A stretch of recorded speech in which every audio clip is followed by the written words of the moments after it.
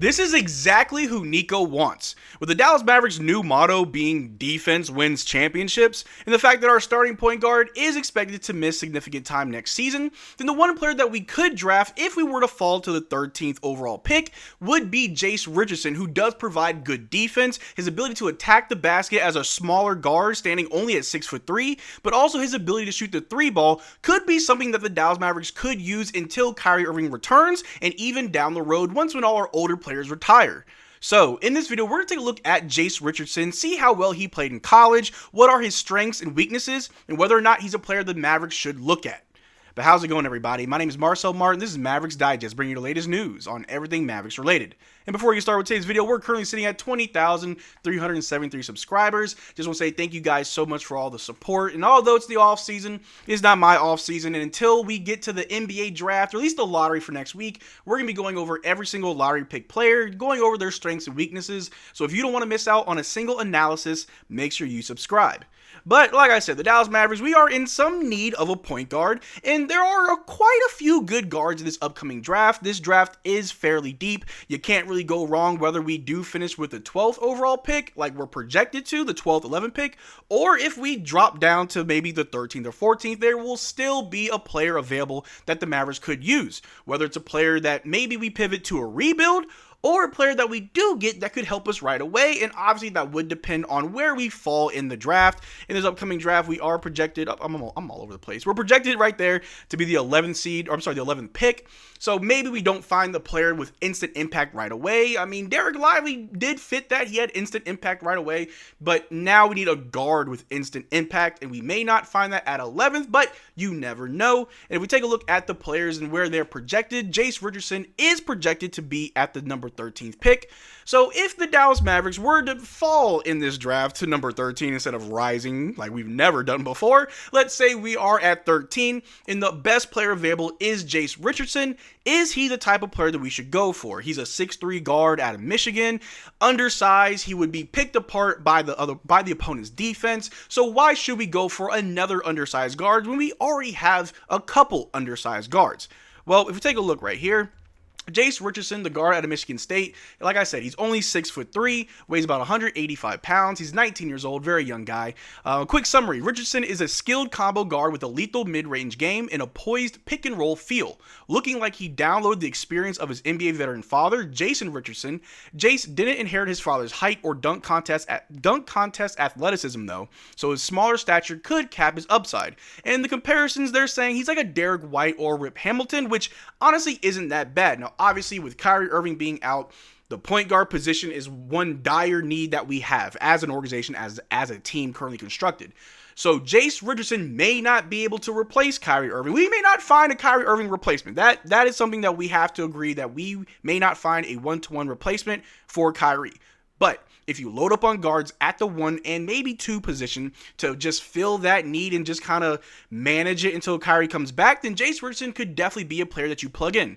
We all know that Brandon Williams will get the majority of the minutes, and if we bring back either Spencer Dinwiddie or Dante Exum, or maybe we don't bring them back, then Jaden Hardy would also get those minutes. But Jase Richardson, if he found his way onto the Dallas Mavericks, if he fell down to 13 and we were right there at 13, then sure, you plug him in, you give him some minutes, you allow him to learn, but don't hinder his growth by not giving him consistent minutes. And even when Kyrie Irving returns, it wouldn't be a bad thing that he still goes out there and gets minutes and develops and grows. As the Dallas Mavericks, we're in a window to compete right now.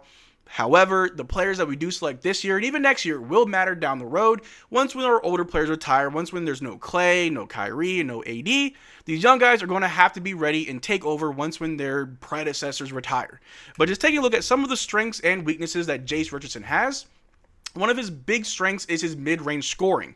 He's an outstanding mid-range shooter who loves stopping on a dime, then fading away with high arcing shots over the reach of his defender. He also has a feathery soft touch on leaners, floaters, and hook shots, showcasing amazing body control elevating on the move. most of his mid-range attempts come when attacking closeouts and operating in the pick and roll, which is amazing because with Luka Doncic, yes, the pick and roll was something that he did very well with our bigs. A lot of people would argue that without Luka Doncic, Daniel Gafford and Derrick Lively may not be that efficient on offense. And whether that's true or not, if we get someone like Jase Richardson who can operate in the pick and roll, that would just be great for our bigs. That way we have a young guard who can showcase what he has, he can develop and get better, but he's also making our other players better. And not to just keep bringing up Luka Doncic, but Luka did make our guys better. As our point guard, as our main guy, he was able to get guys in positions to look amazing to the point where Derrick Jones Jr. was looking like a player who really did deserve a bag, and he did. No shade to Derrick Jones Jr. He earned every penny that he signed up for in LA, but that's what Luka Doncic was able to do. And I'm not saying that Jase Richardson can do the same thing, but if you can do something close enough to it, then I'm all for it. But a few other strengths that he does have as well is his at-rim finishing. Despite being a below-the-rim athlete, he has immaculate touch and footwork that allows him to score among the trees. But he's also just tough. He'll drive into defenders, absorb contact, and still finish, something that I've seen with Jase Richardson as far as just his film and him playing in college. Not to the same degree, but in the same vein of Kyrie Irving being a smaller guard, still attacking the basket, being able to play in the post and score, that's something that's huge. That's something that we don't have with Kyrie Irving being out, but getting Jase Richardson, we could have that again. And another thing that he has is pick and roll creation, a patient ball handler. He's able to use ball screens to get defenders on his back or his hip, then snake into the middle of the floor for pull-ups, floaters, and playmaking opportunities. So right there, a few strengths of Jase Richardson shows that we could have a young player with aspects of Kyrie, a little bit aspects of Luka, things that have worked for this team. And although a 19-year-old rookie, I don't expect him to come in right away and just makes it feel like, hey, it's like we got Kyrie out there. No, I don't believe that at all. A lot of these rookies will need time to develop. You don't want to put too much on them. But in the case that Jase Richardson just comes out and just has an amazing rookie year and just helps the Mavericks go far, sure, go right ahead. Give him some minutes. Let him do his thing. But being realistic, we may not get a lot of minutes out of whoever we draft unless they really do shock Jason Kidd. But Jase Richardson does have the abilities down the road, at least, to be an amazing point guard, amazing starting guard for any team that's trying to compete. And with the Dallas Mavericks in our short little window of trying to compete, Jase Richardson could definitely be that for us. And just continuing with a few other strengths that he has, his role player skills. Richardson has an innate feel for the game, like whether to attack a closeout straight off the catch or to use a pump fake then attack. And his pump is effective because he's a knockdown three-point shooter off the catch with a sense for relocating, using handoffs and coming off screens. If you've watched the Dallas Mavericks and you know anything about our plays and what we like to do, the DHO, especially with Derrick Lively, is something that we've done for the last 2 years. Since Derrick Lively came here, it seems like the DHO is just money for this Mavericks. That's our go-to play. So knowing that he's good with the handoffs, he's good all coming off screens, knockdown threes, pump fakes, those are guard skills that you definitely want. Now, yes, he's a smaller guard, 6'3", but if you're a smaller guard who knows how to attack the basket, know how to attack bigger opponents, then that's a player that I want on this team. But that's not all that's good. If we take a look at some of his weaknesses for Jase Richardson, some of the concerns is size on defense. Like I said, he's only 6'3", smaller guard. So yes, the opposing teams will pick him apart. But his size on defense, Richardson is on the smaller side at only 6'3", so he'll always be targeted on defense no matter how much he hustles. Also, lead guard ability. Though he's capable of making tasty passes and the right reads, he's more of a combo guard than a true lead playmaker at this stage. He doesn't have the quickest first step or the tightest handle, which leads me to think that he could, and no offense, could be another Jaden Hardy, not in the sense of inconsistency, a bunch of turnovers, not saying the negative aspect of Jaden Hardy, but more so the fact that Jaden Hardy at times is forced to be a one guard when he's really a two guard or a combo guard. Jaden Hardy just knows how to score and setting up plays, finding good passes. That's not really what Jaden Hardy does.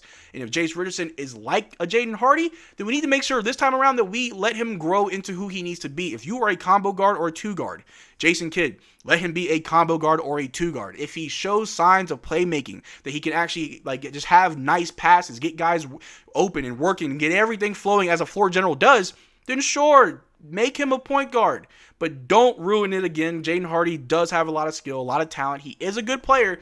Just I feel like he's not utilized right, and we can't make that same mistake twice. But just to follow up here, The isolation scoring.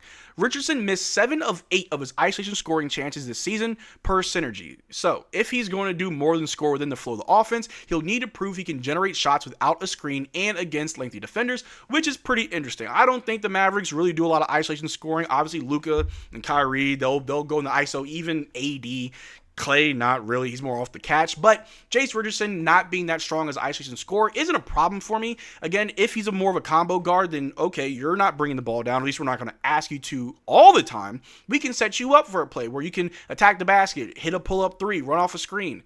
But if isolation is your weakness, then I'm not worried about that. If that's not how you score, that's not how we're going to train you to score, train you how to be. You definitely want these young guys, as they come into the league, lean more into their strengths, fix some of their weaknesses, but let them become the player they're supposed to be. Again, Jaden Hardy, I think, is a great example. A 2 guard who's forced to be a 1 guard who's not good at being a 1 guard, but he's really good at being a 2 guard. But with Jase Richardson, we also want to take a look right here. For his freshman year in college, he averaged 12.1 points, 1.9 assists, 3.3 rebounds. He shot 83% from the free throw line, 41% from 3, only on about 3 attempts a game, while also shooting 49% from the floor. So he is efficient. He knows how to find his shots. He isn't really just a high volume shooter. He's a smart shooter. 12 points isn't that bad, especially at these splits. 83% from the free throw line, 41% from 3, 49% from the floor. I'm not mad at that at all. It's very efficient. But the assist only at 1.9 is a little bit alarming. Like I said, we need a point guard to replace, not to replace Kyrie, but a point guard to hold it down until Kyrie Irving comes back. And Jase Richardson would have to do a little bit more playmaking, a little bit more floor general duties, get those assist numbers up if he is to be exactly what we need him to be. But let me know what you think in the comment section down below. Do you think Jase Richardson is exactly what this team needs? If we were to fall to the 13th overall pick, would you pick Jase Richardson or someone else? Let me know what you think in the comment section down below. Maybe we gotta have a conversation about it. But that's all I got for you guys today. Thanks for making part of the video. Make sure to check out our Twitter, Discord, and our Spotify. Links in the description below. And as always, y'all take care, drink water. Peace.